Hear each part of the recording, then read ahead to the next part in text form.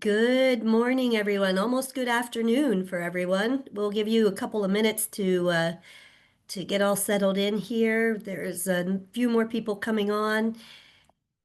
We're very happy to have you here today for this One Big Beautiful Bill Act Implications webinar with Jason Hickey. So we'll give another moment, and as always, we get started at 11:45.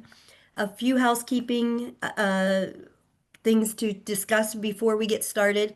We are accepting Q&As, and so if you do have a question, you can go ahead and drop it in the Q&A box. There's also a chat as well, and we are going to save the questions for the end, so we will address those. And then, of course, if there's something that needs to be clarified a little bit in your questions, there is a way for us to be able to take you off of mute, and you can actually specifically ask or express what it is that you're needing to hear. So let me go ahead and get started because it's 11:45 and we like to be on time here. So I'd like to thank you once again for joining us for Team California's One Big Beautiful Bill Act webinar. Our Lunch and Learn webinars are every month, and we are just trying to do the best that we can to help you, our members, be successful in your economic development efforts. There are a lot of implications to the big, it's hard to say fast, Big Beautiful Bill Act. There are a lot of implications, and we want to discuss those, and we could not think of anyone better to share what those would be than Jason Hickey. If you have not met Jason, he is the president and CEO of Hickey and Associates. They are a global conglomerate of site selection, incentives, analytics, and consulting companies with offices throughout the world, and they represent a number of diverse set of multinational businesses. In addition to leading the most experienced and dynamic site selection and incentive advisory team in the industry, Jason also focuses on the implementation of strategic modeling and big data analytics for the firm's most active customers. With a diverse background in the field, Jason utilizes a proactive and proven approach to ensuring that his clients and all other clients are making strategic decisions in this ever-changing world. And we'll all agree it changes by the minute. That being said, a lot of you have had the opportunity to meet Jason at a number of different trade shows and events. A lot of you will be excited to hear that he is going to be speaking at IAMC in Indianapolis coming up here next month. And so a number of us will be there. But we really do want to thank Jason for taking the time and just putting everything together, thinking about California. I know that they're very active in California, but he's thinking a little bit more on how he can explain all of the implications and make us stronger. So, Jason, thank you again. I'm going to take myself off of video now that I did all that word fumble, and I'm going to hand everything off to you. So, thanks, Jason. Oh, thank you, Robin. Did great, and I'm honored to be here with everyone.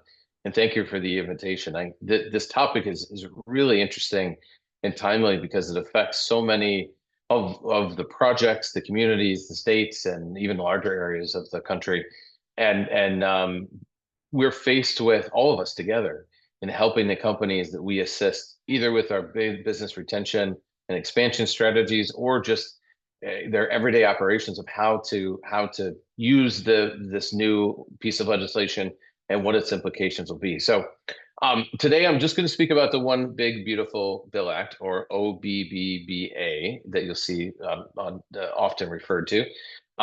There's a bunch of additional topics that we'll dive into, a couple just today, but there's so many implications of this, and only a fraction of those implications are well known today because, as we'll speak about, the rollout of this act is actually not immediate in many cases. It's going to take a little bit of time. So we're going to go through that as well. So a little bit of background about us. So as Robin mentioned, we're in the site selection business. I'm CEO of Hickey Associates, which just focuses on helping business, mostly Fortune 500 companies, select sites, consolidate, expand. Sometimes they'll take advantage of government aid and assistance, labor analytics, logistics, you name it. All of those things that help with those location decisions. We have a few sister organizations.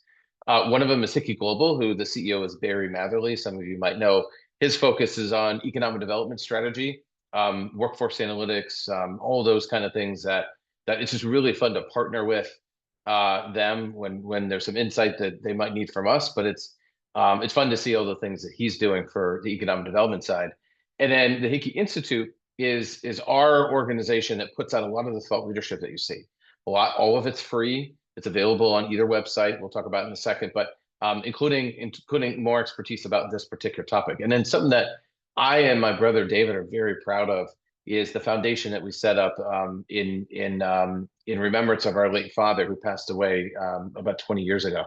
And right now, its main mission is to sponsor and develop scholarships for people going through different economic development trainings. Many people don't know that my father, his first job was in economic development. So one of the many ways that we try to give back is through the foundation in his name. So all of those organizations, particularly the first two, are very global in nature and support businesses and organizations all over the world, which is a lot of fun. And next year we'll be celebrating our 40th anniversary.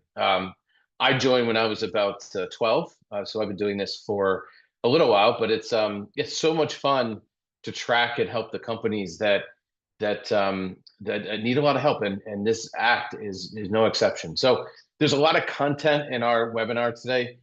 We're going to share the slides, so don't feel like you need to hurry up and take screenshots or take notes or whatever. You'll have all this information at your fingertips shortly after the presentation that we'll share with Robin. But there's a few things that we want to point out, though, and these there's a lot in the bill.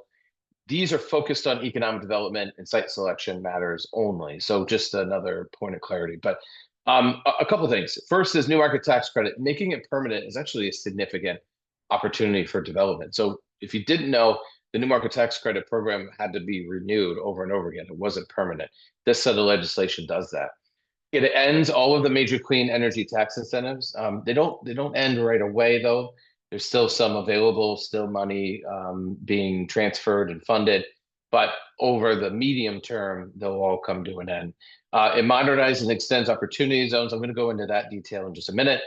Redirect some healthcare funding to states. It also does some other things that could affect economic development. Expands deductions for R&D and real estate, which the anticipated benefit could be accelerating that capital expense, maybe moving projects and developments further faster. And then it unlocks new opportunities, which is significant for California around aerospace and defense. So already California is aligned very deeply, very wide in federal spending around defense and aerospace. So this is another exciting opportunity. There's some challenges in this bill for sure. And if I seem optimistic or otherwise focused on more of the positive, there's certainly a lot of challenges. And we're going to focus on some of those things that we have to think about moving forward that are your organizations, your stakeholders, your companies have to think about. So some of those key provisions include those clean energies that we mentioned. Most of the IRA era tax credits have been already repealed or defunded. Even CHIPS Act for companies that took advantage of that, had the money transferred before the administration changed, those are fine. But even states and communities that had money that was set aside because of the CHIPS Act for ecosystem and other kind of tech expansion, all of that money is beginning to be repealed at the moment. Some of those social safety net programs, Medicaid, SNAP, and others are changing, in some cases fairly dramatically. We're going to talk about the impacts of that in a minute. And then the incentives landscape, there's going to be fewer federal tools available. They're not all gone. Some of them were paused, but there's going to be fewer of them. So it's going to be probably a more important time than ever for states, including California, organizations like GoEd, to really step up and find ways to help close deals, invest in sites, try to figure out incentives and other kind of arenas to help with expansion and so on, because there's a lot of projects that are about to start, a lot of interest in California and in many states across the country. So when we look at the timeline, though, there's a couple unique things that I think a lot of people don't realize. So January 1st, it was retroactively passed. The signing was actually in July 4th, but it was retroactively put into effect July 1st, or January 1st, rather. Childhood tax credit, the Trump accounts, the tip income deduction.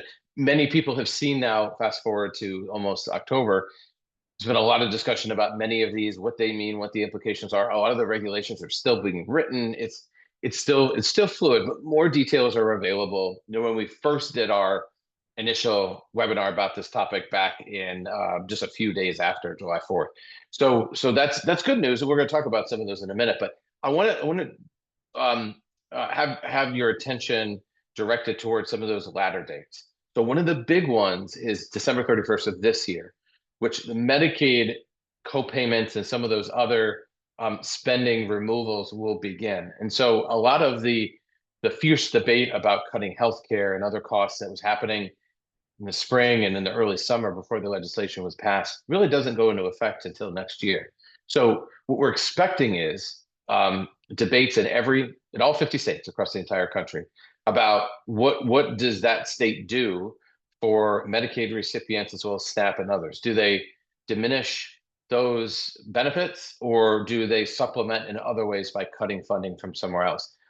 That could have a tremendous impact on economic development everywhere. And so it's something to really watch and advocate for. We already know a handful of states will, to be able to keep some level of um, Medicaid availability for some of their citizens, will cut certain programs, and economic development will be part of that. Now, that debate still surges today, and it's going on mostly behind closed doors. But come January, when some of these, especially the larger states, will kick off their legislative cycles, it will be one of the most dynamic legislative session periods we've seen in a long, long time. So stay tuned for that. Our firm will continue to bring everybody up to speed about what that means and the implications and so on, but just something to pay close attention to. And then, as I mentioned earlier, not all of the clean energy credits are going away. They didn't go away on July 4th. They didn't go in January 1st. They're actually, most of them are going away in a couple of years. So realistically, the Congress rather, wanted to take away these, apply the credits some or the savings somewhere else, and so on and so forth. A pretty big departure from previous administrations, and that's what they voted on. So now today we have this piece of legislation, this final bill, and its implications are that in the next couple of years, thankfully not cutting the funding immediately, allowing some of the businesses, some of which will not survive without federal support, unfortunately. Some states may come up with stopgap money. That's still yet to be determined. That's part of the debate in legislatures next year. But other more sustainable companies that are working on some of the climate change and other things that fall into this category, solar, what have you, will hopefully seek funding in various ways. And it certainly doesn't hurt that interest rates appear to be on a downward swing, which will help some of the capital markets. Opportunity zones. So many of you know opportunity zones. It was arguably successful in some areas not so much. Regions across the country, that is. So now they've strengthened it, and hopefully some of the improvements will make them easier to use and more palatable for third parties to get involved. So first, they'll now operate under a rolling 10-year eligibility, which the capital gains exclusion is something that makes the opportunity zone work for investors to get involved. The new federal oversight around enhancing reporting anti-abuse rules and stuff are also important, because there were some OZ participants, investors, projects that they kind of fell apart after some time, but utilized some credits, and it just wasn't good oversight the first time around, and as it continued in the years after. And then we believe it's going to open up new tracks in rural and historically undercapitalized communities. So hopefully it creates new hotspots, because rural areas are some of the most critical moving forward for the projects that are coming up next. We're going to talk about some of those reasons in a moment, but anything that we could do to help bolster the rural communities that are ready for investment, that are ready for their workforce to continue to get trained, to find career pathways, you name it. This could be an important tool as it continues to be implemented, the new rules. And then new market tax credit. So permanently extended 5 billion a year forever until the Congress does something different, but it doesn't have to be renewed. New market tax credits were often put in legislation, not must pass legislation, but legislation um, that was stopgap spending, all kind of stuff over the years, defense spending, stuff that one side wouldn't want to otherwise vote against because they had the new market tax credit reauthorization in it. Well, this made it permanent because in a lot of areas, new market tax credits have been successful. It has its set of issues. The legislation may help improve it, um, but it also allows more layering. That was a big part that was a little constrained, that you can have an opportunity zone, a new market tax credit, state incentives, you name it, all layered on top of each other. And that could be exciting. Even Cal Competes and other programs, there isn't a inherent or direct disqualification, at least under the rules that they're writing now. So something to pay close attention to. But questions that we get a lot that's less part of economic development, but part of the bill is the Trump accounts. So what are they? They are personal tax advantage. So basically like IRAs, F29 or 529s, that is. They allow post-tax contributions with tax fee growth and withdrawals. There's a few nuances where anybody born in 2025 will automatically get one of these accounts once they're all kind of going and running smooth. They're potentially going to start as much as 10,000 a year, but that's still a little bit to be determined. You can see the chart on the right-hand side of your screen here that shows the differences between a 529 and a Trump account. There are some similarities, but where you start to get a little bit different is the fact that it's more flexible. After the eligibility date, the ability to take out money and use it for different things is more flexible than a 529 that's based on education. Currently, there aren't any additional state tax incentives yet. It did take a while for some states to incentivize 529 contributions, let's say, make them non-tax or those kind of things. That we're expecting in the next legislative cycle. It just didn't, the timing didn't match. But another reason that if you take tax implications away from income, the money has to come from somewhere. So this will be a pretty big debate in a lot of different state capitals coming up. And then the ownership also has to do with the individual. So that person that was just born will own that financing vehicle for the length of time that it's in existence.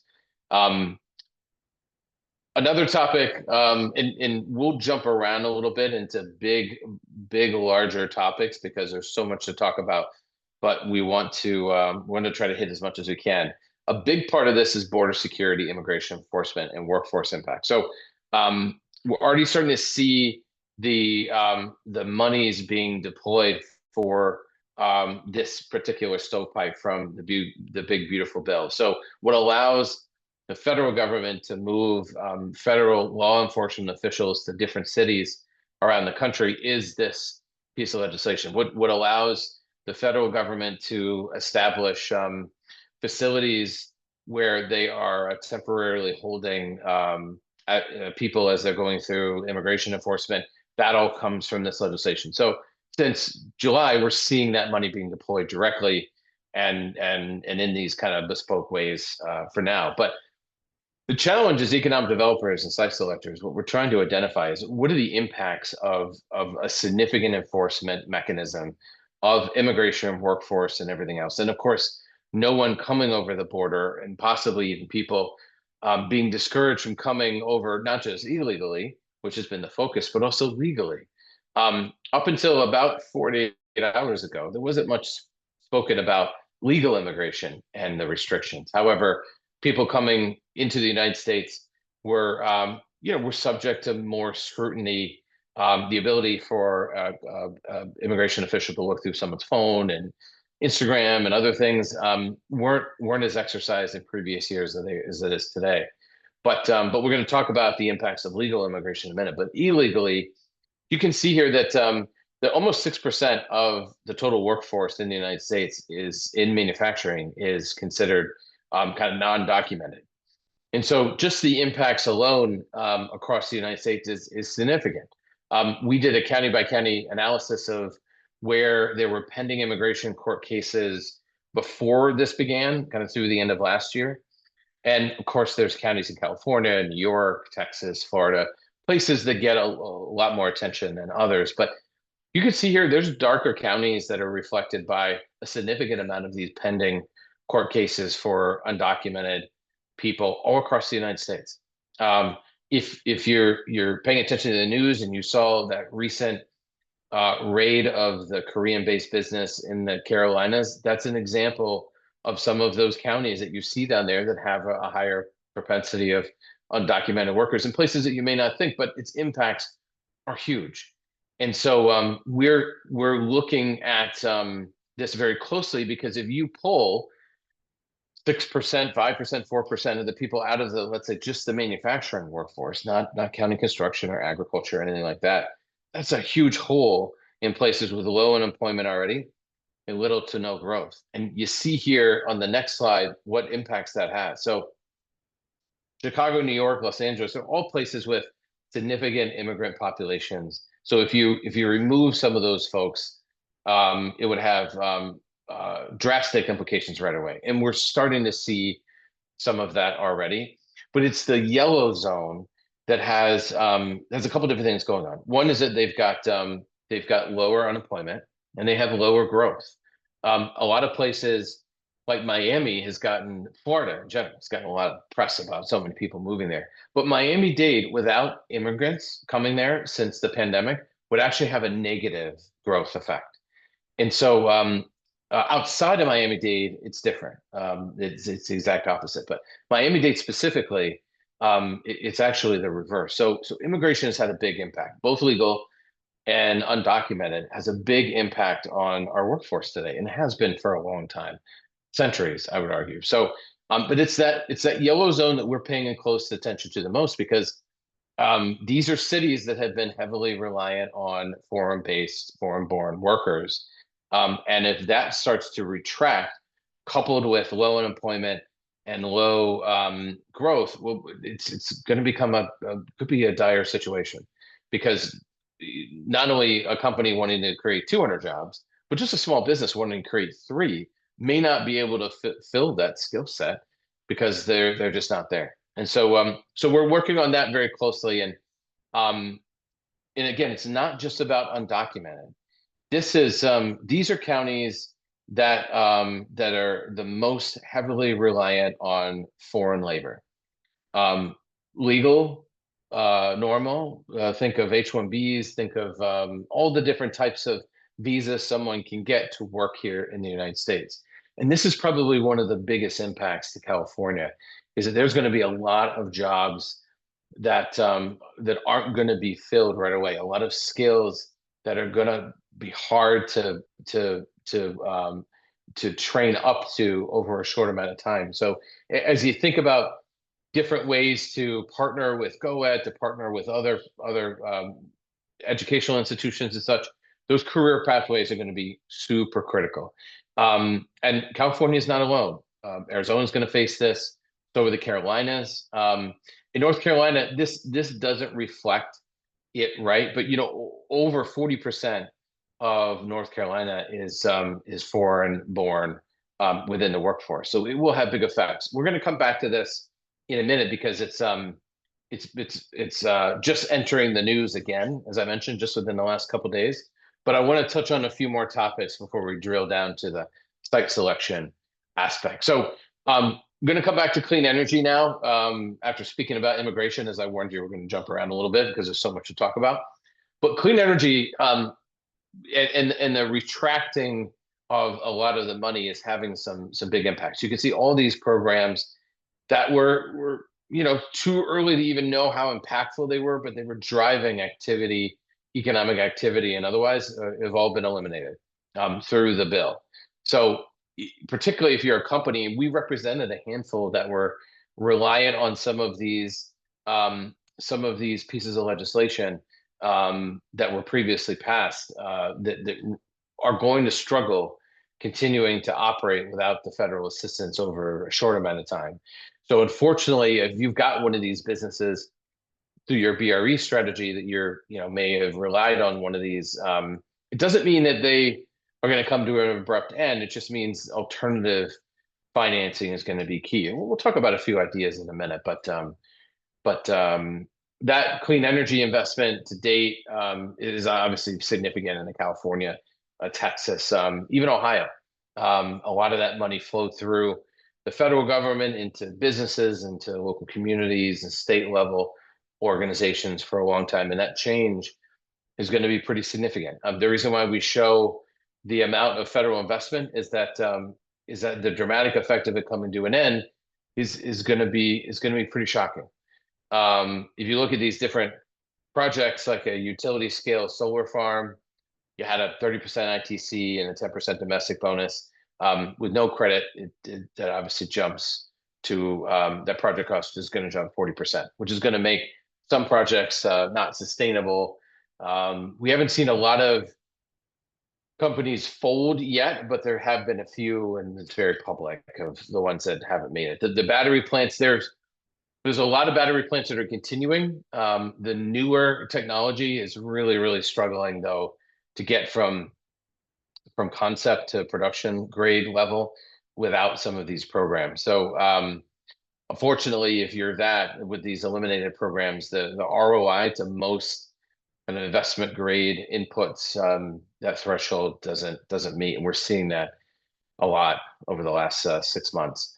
Even workforce housing, the federal grant stack and LIHTC and other programs that were helping trying to get more housing implemented across the country. There's a financing gap now. Now, interest rates and other components that are also new to invest in these kind of things could be helpful, but as it exists right now, there's quite a bit of a gap. And funding risk by state, it kind of is the reverse of the slide I just showed you a moment ago, just based on the significant amount of aid that was given to different states.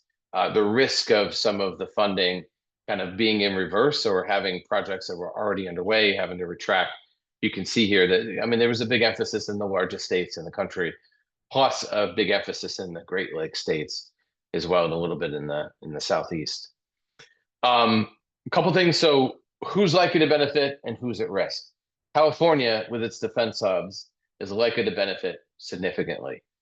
There were some recent projects that the Trump administration did not choose the eventual contractor for, the defense contractor that would have been based in California, but there'll be others along the way that will very much benefit.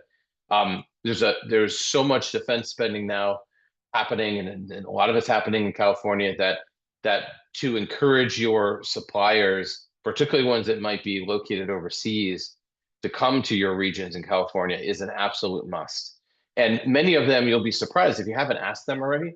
If you're in a community with a defense contractor manufacturing something, or one that's done in a contract manufacturing setup, and those supplies come from overseas, and you contact those suppliers, you would be pleasantly surprised that many of them are considering expanding or creating some kind of operations here in the US. And what we want to have them do is to do it in California, which many of them will be very open to. So as part of your BRE strategy, would definitely suggest in doing that. But other border states, Texas, Arizona, New Mexico, because of the new spending. In rural areas, as I mentioned, with the opportunity zone, could be significant. Rural communities have seen this unbelievable lift just because of things like remote working. You've got somebody now that can work for a bank in New York City, but live in the middle of Oklahoma and potentially make a wage that's a lot closer to New York City than it would be in the small town they live in, Oklahoma. And there's plenty of examples of that in California. Just with the commuting patterns and things, having people in rural areas, not only are they usually more productive, their attrition rate's lower, and people that have wonderful skills but just choose to live in areas for whatever reason that aren't commutable or realistically commutable, even with a hybrid approach, office approach. So an opportunity zone will be one financing mechanism, but it's something that we're really excited about. One thing that we may want to help different partners like GoEd look at in future legislative cycles is allow remote workers to count in a full-fledged way for programs like Cal Competes. Because there are some companies out there that have gone, big ones, that have gone the majority remote workers. And if they knew that a Cal Competes could help them close the gap of in their business case to hire more remote workers in rural areas in California, a lot of them would jump in. And so, so another thing as you continue to look at those opportunities and at risk, um, tribal and remote communities, just because of some areas of funding that were there being eliminated, there's some risk there. Some of the urban cores because of high Medicare, SNAP dependence, and then of course the clean energy corridors, I think, are very much at risk. And then some of the defense spending, you can see the significant amount of money of on the left-hand corner for everything from shipbuilding to military intelligence, personnel support, huge amounts. It's going to be unprecedented. But at the same time, a significant amount of border and immigration enforcement spending, which will benefit California for sure and some of the adjacent states because of the infrastructure and the construction and things it's going to take. But it's also going to have some effects on the people aspect and the workforce aspect. Um, so here's just a total defense spending by state coming up historically, and then of course per resident by state, Virginia being the most significant, alongside Connecticut is California has certainly always been a place where a lot of spending has occurred, but we think that's going to go dramatically. So I've got two more kind of slide topics, and then we'll stop for questions. One is site selection strategies. Again, only focus on the bill itself and the implications. And then we're going to talk about economic development at the end. So a couple things to consider is that, so strategy in kind of a post big, beautiful bill world is that those business location decisions are going to be more rigorous and need more modeling, more due diligence than ever before. And I'll mention a couple things that have nothing to do with the bill, but that's just adding to it. The debate about the Bureau of Labor Statistics is putting a tremendous amount of pressure on companies of what data source they use. And we're thankful we have our own set of indexes and things that we use on the local level and larger level, MSA, mega regions. But companies are really struggling understanding if that data is as accurate as they need it to be to make huge decisions. Another part is the executive orders that the president signed. So the Obama administration signed about 200 executive orders throughout President Obama's entire presidency.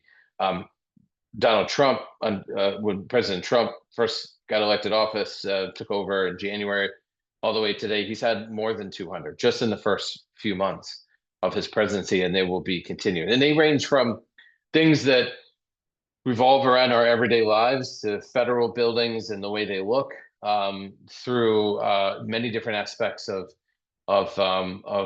federal, state, local, and business environments. So companies, obviously, you can imagine, just like you are, struggling just to keep up because the expectation of us, rather, site selectors and economic developers, is you've got to know what's going on at any given time. So, so the good news is that on the federal side, through this legislation, the stackability between different types of grants and incentives and things that the state might offer alongside the federal government actually start to come together. That is a good part because that's something that will only allow more projects to move forward. But because of the significant pullback in federal funding across the board, the EDA, for instance, was reauthorized back in December because of a piece of water legislation that Congress passed. So that's not going away. And a couple other agencies fell along the same lines, but their funding through EDA funding, CDBG, other kind of funding streams are going to be significantly different. So it's going to take a lot for the states to step up and help with deals. The CHIPS Act really forced a lot of states to create closing funds because there was a required match, as many of you, I'm sure all of you recall. So states like Minnesota that never had a closing fund has one now. And so, so the competitive nature of different states and incentives is going to go up too at a time where there isn't that federal backing that sometimes helps a lot of projects. So Um, that speed, certainty, and infrastructure readiness is going to be key as well. Labor markets too. I want to spend a couple more minutes talking about labor because that's something that we're getting questions about almost as much as power. And the power question is going to diminish over the next year. We're almost at the top of the bell curve with data centers and power needs and stuff.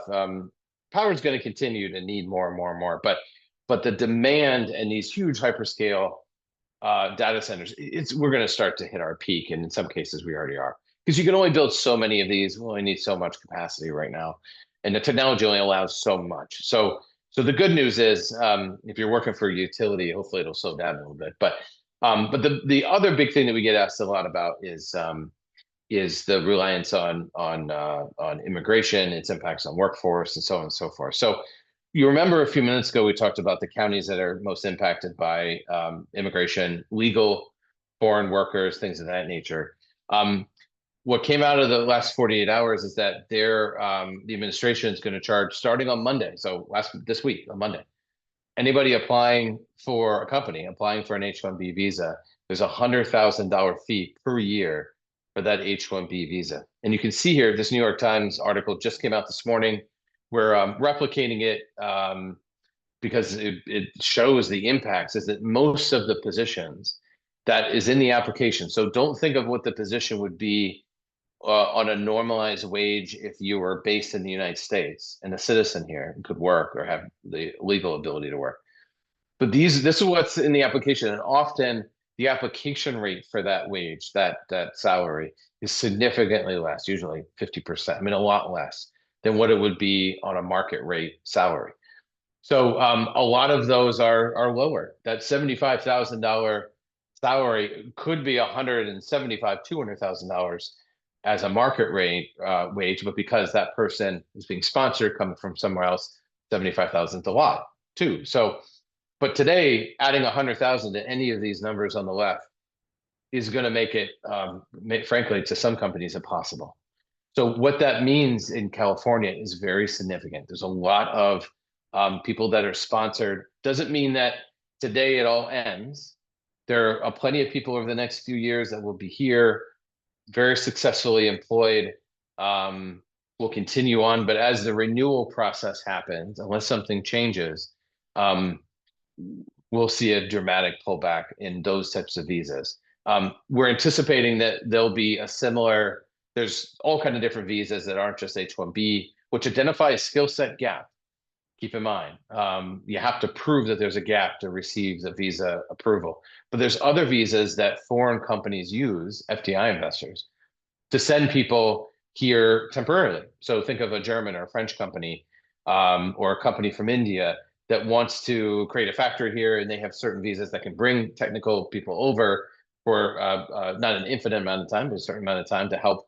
Those could become restricted, and many other legal pathways. So the biggest risk, and this is what we're focused on a lot right now, is figuring out with 0 to negative growth rate, what are those highest at risk? So these are no growth rate without immigration. Remember I told you about Miami down on the bottom right-hand corner. But on the left, this is going to be a significant impact to California. And the way to address it, one main way is career pathways. That we've got to take people that are in lower skill jobs, have an actual job title, and align them up to a new job title that they could be successful at. And the educational institutions in California are the best in the country.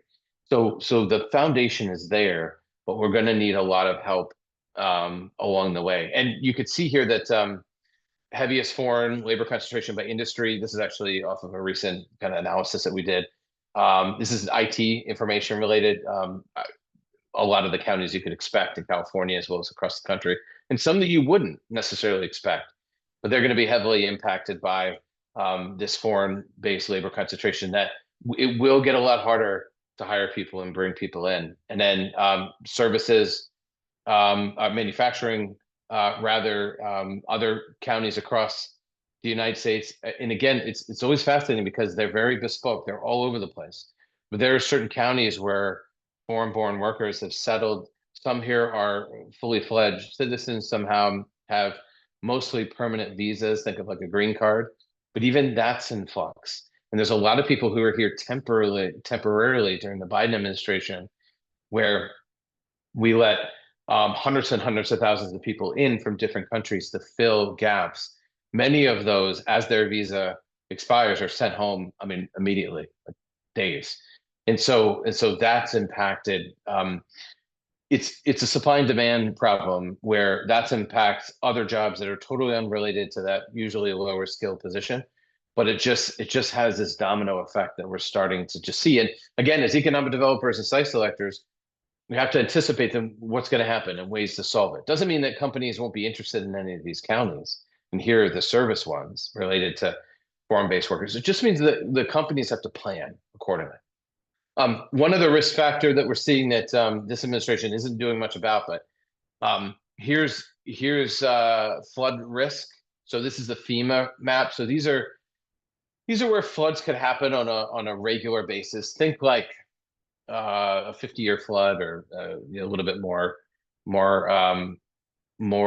based on heavy rains and other things. This is just low-lying areas where water tends to pool, river runoff. Maybe you get a big snow melt event. Standard kind of places that most people are aware.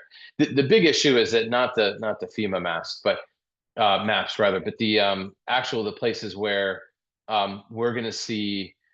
And this is a map that First Street puts out, which we found to be very accurate. These are the counties of which actually are higher risk for the non-traditional events. Think of like the tragedy that happened in Asheville, North Carolina, after the remnants of the hurricane last year came up inland. And there was massive flooding. We had a couple of clients that had their suppliers there, people that made parts for automobiles, were based in that region, shut down indefinitely. Those companies were scrambling, and they weren't even remotely close to the Carolinas. They were in different countries, but scrambling to find new suppliers. And that's the kind of impact we're going to see. And so unfortunately, these events are happening more and more. If you zoom in a little bit on California, you can see that the risk profile skyrockets. So companies are looking very closely at this too. So not only its impacts of the act, immigration, focus on power, you name it, which could be a whole nother session. These are other factors that they're looking at as far as where to grow and how to do it. And then finally, what are some strategic questions in the new landscape? Companies that are asking us, we're asking companies, and economic developers alike. So at the facility level, how can we use these career pathways to source new talent? A lot of larger manufacturing sites, those general managers or that facility director is clamoring for money right now. Like right this moment, you kick off at the beginning of September, the next round of capital approvals and spending approvals and requests.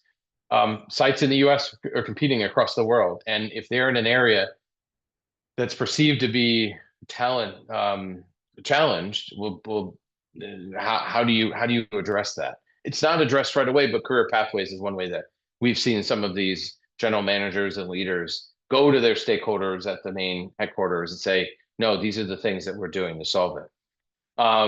And federal spending patterns and other things are going to change significantly. So of the four main things that for business leaders that we focus on with our clients around site selection, is that policy and incentive scan, things are going to change a lot. We're still at the beginning stages of regulatory rule writing and otherwise. A lot of companies are taking a step back, looking at their whole portfolio and saying, where am I at most at risk? Is this a moment of time to maybe consolidate and move out of areas that are lower risk, or figure out ways to solve some of the challenges? It's not always negative. Companies will double down and say, all right, how do we solve this problem and work together with economic development, states or otherwise? And then market supply and market and supply chain positioning. Supply chains are going to continue to change. A lot of stuff is coming back to the United States in different ways. Today, a lot of the tariff implications affects everybody, because the widgets that you put into value-added manufacturing usually comes from outside of the United States, and some of that's tariff. So tariff implications are kind of are applied across the board, but it's that global reshift that we're seeing that is forcing a lot of companies to get very serious about putting operations here in the United States. Finally, and then I'll stop talking and really looking forward to hearing your questions around economic development strategy. It's a new set of responsibilities, but opportunities as well. Rethinking new market tax credits, opportunity zone programs, other funding streams. In the big, beautiful bill, it allows 401k account holders to invest in other types of invest vehicles. So like private equity, REITs, real estate. Hypothetically, you could help as an economic developer crowdsource a local investment park based on 401k account holders that might be within your region. Because they can take that money now or soon, as soon as they're done writing the regulations, and invest in a vehicle that could be specifically for your local industrial park. There's all kind of opportunities that people aren't even scratching the surface. And in economic development, that alone could be wildly impactful. Lots of clean energy sector changes we talked about already. Your value proposition is going to be important to be clear and concise more than ever. Your infrastructure, workforce, livability, incentives, the ways you're mitigating risks. Everybody's got risks. How are you mitigating them? How are you addressing the challenges? That's what companies want to know. That's very important to companies. And some of the things that can stay competitive. Now is the time more than ever is to audit and triage your kind of project pipeline. There's going to be a lot of changes. There's already be a lot of changes. If you have like battery projects or EV or solar, those have changed already dramatically. Evaluate the likelihood of those projects moving forward so you can focus on the projects and the companies that are going to be more successful in the future. And then with existing employers, you're part of your BRE strategy. Continue to communicate with your existing businesses is more critical than ever. Ask them if they need help. Ask them if you can get assistance or understanding from this legislation or many other things. They need assistance, and I would say all of them or 99% of them would welcome you to engage with them to find out solutions to some of their problems, because you could probably solve some of them. Childcare, transportation, things of that nature, that's what most companies need help with. If you can reroute a bus line to make it better for their shift and it makes sense for the other businesses, that could have enormous gains. You just have to talk to your businesses to see what they need the most. Maybe some businesses around the same industrial park or area are having childcare, where their workers are having childcare problems. They're seeing attrition. Secondary employment is possible through spouse or other ways. Building a childcare center or investing in something together, that's huge. That has enormous effects as well. Those are the things that impact companies and people the most. But here on the final screen, you've got kind of a strategic playbook. Again, there's a lot on this screen. We'll share a copy of this slide. Will be included. But you can see as you go down the different columns, from incentives to industry targeting, all the way through workforce and talent.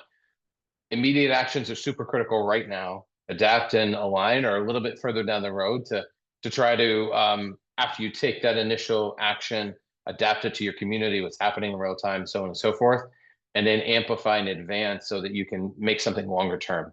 It's so critical, not only for you all at the local or regional level or utility level, but also on the state level too.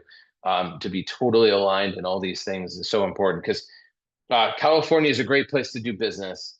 And the more you can work together to the goals that you all share, the better. If anybody wants a copy of a much larger report that we did on the big, beautiful bill, or any other things that we talked about today, you'll see a few covers here. They're all on our website, Hickey Associates, or the hickeyglobal.com website, which is the economic development side. And they're free. Just fill out the form and you'll get a copy right away. So, and the risk and resilient all the way to the right is coming soon. Really fascinating stuff from power, flood, all of the really difficult things that we're facing when it comes to economic development and site selection, but how to overcome them through some of these challenges is next on the docket. So, Robin, thank you so much for the invitation to participate. And as a consultant, I talk for a living, so I apologize if I went a little bit over, but it's a pleasure to be here with you and your members, and thank you again. This was phenomenal. I know Connie had mentioned that wonderful presentation. This has just been phenomenal and it's full of a lot of information. We'll give everybody a minute if there's, I know some people are sitting collectively together in conference rooms because this is typically the case. They sit there and they're eating their lunch together. And so if anybody has any questions at all, please feel free to either raise your hand, we can take you off of mute, or type them into the chat. And I will ask a question. Well, we'll just give everybody a second if there's something that they might have that they want to type in. So, what keeps you up at night the most right now? What is the one thing out of everything that's going on, whether it's even with this or just in general, in helping deals happen? What's keeping you up the most and keeping you from being able to, sorry, my dog decided she wanted to bark just there. What's keeping you up at night is what I'm asking. There's factors that weren't a factor if you looked at even a year ago. And some of the things that were make us really nervous now with projects are power. So in many parts of the country, you could have a circuit that's electrified to 10 megawatts today, but many of the providers will say, but that may change. So you could have a project that in the course of site selection can take many, many months, sometimes multiple years. That circuit is not relied to be the same amount of electrons running through it from even sometimes one couple weeks to another. So that could have huge implications. We've been doing this for almost 40 years, and 100% of our projects have required electricity, and we're not seeing that trend change anytime soon. So it's that amount of fluidity is really challenging. And also outside of the things we talked about today is community engagement. So never have we seen so many community members get involved in projects. I've seen sometimes dozens and dozens of people come into a local council meeting, and when a project is going to be approved, some of them want to talk about something else. A lot of them are driven by overall government spending, but more and more it's specifically with the project, who their suppliers are, who their investors are, saying, I don't want this in my backyard. I've been running my dog out here the last 7 years, and I didn't know this was an industrial park. This happens all the time, and a lot of it has to do with lack of sites and our ability to put things in certain places and the encroachment of housing and just a lot of civic engagement everywhere. This is a moment of time where a lot of people are very involved, and the internet, just a Facebook group needs to get hold of one of our projects, and it becomes explosive sometimes. So, as economic developers, it is a tough job already, and this is making it a lot tougher. And in site selection on our side of the ledger, we've got to figure out the community engagement level, the temperature of where things are, having to do a specific site when we're figuring out power and labor and soil. Like Robin, is something that because there are projects. There was one in the Midwest 2 days ago, huge multi-billion-dollar data center. The county didn't approve the permit because of pressure from the community, and that was it. That's the end of the project, which is shocking. So that's happening a lot. Data centers get a little bit more attention, but it's happening to a lot of different industries, and it's tough. And it really, as economic developers, you try to educate and advocate as best you can, but we all collectively have to figure out better ways to do it so that people are ready. We do have a question. Thank you for answering that too. I appreciate that. So we do have a question. It says, through our FDI efforts, we are receiving many questions and concerns about obtaining visas. Do you have resources available to identify types of visas and how to select the best type and recent changes such as the increase in annual cost you spoke about? We do. We track that very closely because particularly for FDI related projects, there's two different types of people that want to come to the United States. Usually it's the owner or the finance partner that wants to come. And the second is usually the technical experts too. Think about major projects that were sourced from different places between Colombia and Japan and Germany and all that over the last few decades. Often some of those experts that had developed the technology would come to the US and help implement it when you built the facility, ran the facility. That's going to become really difficult. And so there are visa categories that are being developed now, which are going to be new. Those of you might have seen the gold card. So for $5 million, you can get the ability to stay in the United States on it seems like a permanent basis, all the way through again H-1Bs with the additional 100,000 a year. Doesn't mean you can't get it. They'll be scrutinized a lot more though, but it won't be impossible to get them. There's just going to be a lot more um, inefficient for sure. So.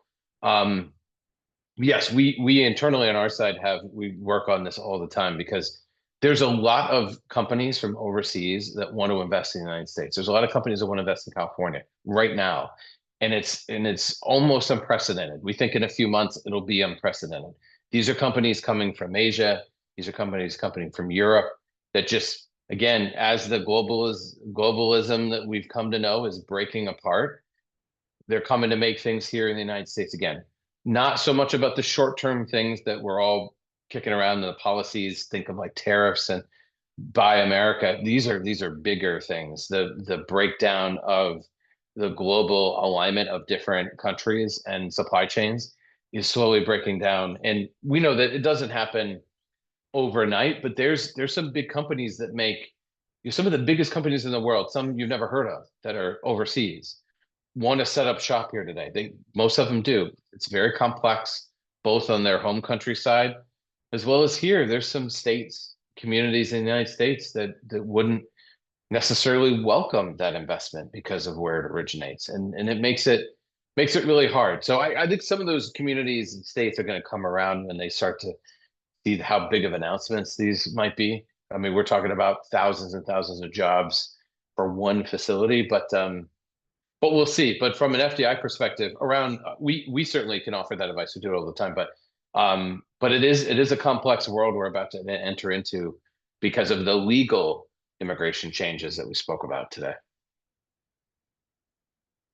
That answered the question. If you have any other questions pertaining to that, certainly I think you could probably reach out to Jason directly.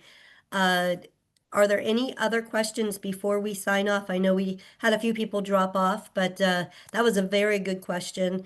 And if you have a follow-up with that, you can raise your hand, like I said again, and I can take you off of mute if you want. Okay, another question just came up. Can you please speak to California's competitive advantages over other states such as Texas? Okay, hit record. California. Go Oh, go ahead. ahead. I'm sorry. Go No, no. ahead. California it can be a very competitive state, and it isn't a competitive state for other things. I think in certain markets, certain industries, it really depends on where you're going and what you want to do. If you're in aerospace, we work with a lot of aerospace and defense companies. Those companies um, love to do business in California. They do a lot of business in California. It's one of the main centers of excellence in the world for that industry. Many of them wish it were more cost efficient and affordable, but still, the ecosystem that exists for many generations now is there, and that's the case for so many other industries. The innovation economy that happens, not just in the Bay Area, but what's happening in ag tech and proteins and other things is unprecedented in California. And there's a reason why there's a lot of value add manufacturing in the Inland Empire and the surrounding areas because it's still efficient. Again, it might not be the cheapest, fastest place to do business, but a lot of places aren't either now. So um, there are plenty of businesses that move around, and I think a lot of attention is given to companies that leave California. But there's a lot of companies that are starting shop that are very successful in California, and it really starts absolutely on the local level to let those companies know what tools they have, what information you can help them with, and just when we just think about career pathways, how can they think about the small tech companies that are probably going to be adversely affected by what we spoke about earlier. Um, that doesn't mean they can't find talent. We just got to help put them together, and that's a big part of what you all do. And it's going to be more critical than ever. Love that. Thank you. Yes, and there are so many different markets and industries that we do feel we have an advantage with. And we just did put out with Beacon Economics a manufacturing report, and we found that our workers are actually finding to be more productive, and so that allows for some cost savings. So I know there are a number of different things. It's just finding that secret sauce, I guess, if you will, for whoever it is that's seeking. So. Thank you for answering that question. We always have to ask that. We're always looking at Texas. We always are. It's just the way it goes. So, all right. Well, I know we're definitely over on time now. If anybody has any further questions of Jason, certainly send them to me, or if you have Jason's email, certainly send them over. I know Jason is very open to being able to help and just to be able to work with us, and it's been wonderful, quite honestly, just working with you and having you be a part of our organization today and just educating us. We really appreciate your insights. So, I guess if is there anything else on your end, Jason, that you want to follow up on, or is that all? No, thanks again. Really appreciate you and the members spending time today, and we'll circulate the slide. So if anybody has any questions, as you mentioned, please go through Robin or contact us directly. We'd love to help. Yeah, we'll be sending those out along with questions, how people felt that the session went, and also the link to the recording if they want to share it with somebody else. So thanks again, Jason. We hope you have a very successful trade show season coming up here and a very successful rest of your year. So thank you again, and thanks everyone for joining us, and have a wonderful rest of your week. Bye-bye.